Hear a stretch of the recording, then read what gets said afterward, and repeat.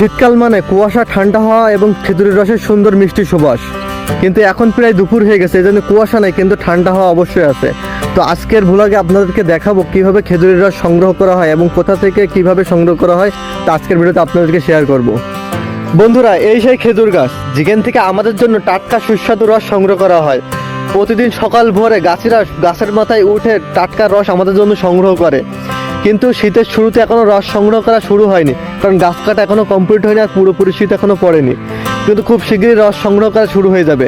এই গাছটি দেখুন, খুবই ছোট, কিন্তু এখনই রস দেওয়ার জন্য তাকে প্রস্তুত করা হয়েছে।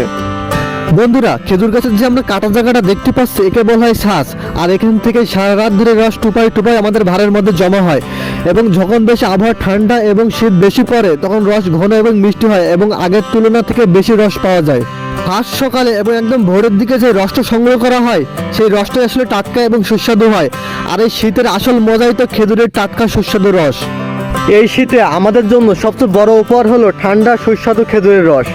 তো বন্ধুরা, কার কাছে এই ভিডিওটা কেমন লাগলো এবং এই শীতে ঠান্ডা সুস্বাদু খেজুরের রস কার কাছে কেমন লাগে অবশ্যই কমেন্টে জানাতে ভুলবেন না।